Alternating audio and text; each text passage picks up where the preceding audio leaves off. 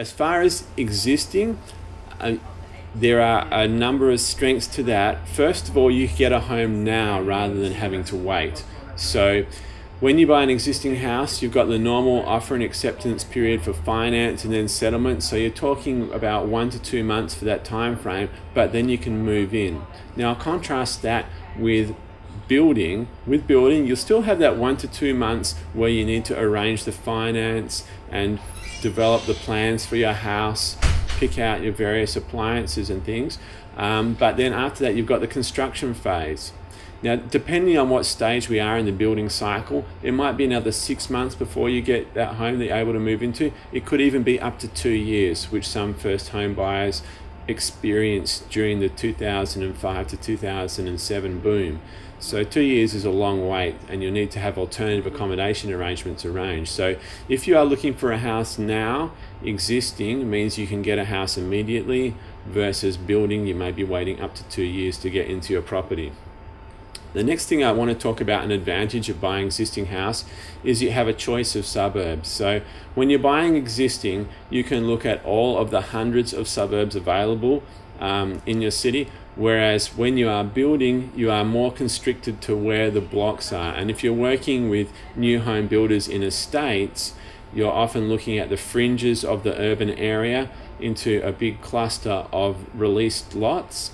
And that may not be where your family and friends are living, or it might not even be where the kind of lifestyle is that you're looking for. So your choice is restricted when building, versus when buying existing, select wherever you want.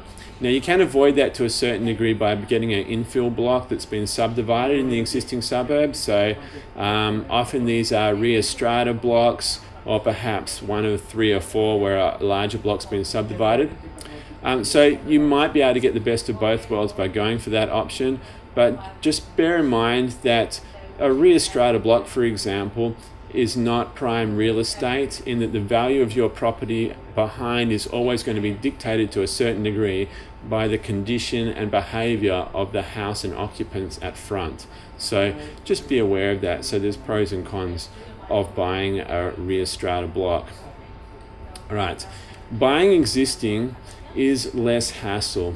Ask most people that have been through the construction period of building a new home, and they'll say that it is stressful, it's time consuming, there's a lot of decisions that have to be made as you put together your block and construction package. It's more straightforward when you're buying an existing home. Of course, you should do things like check out the house, make sure that all the appliances are working, perhaps get a building inspection, but what you see is what you get. And so there isn't the same level of decision making required. And so if you are looking for a simpler solution, buying an existing house is better.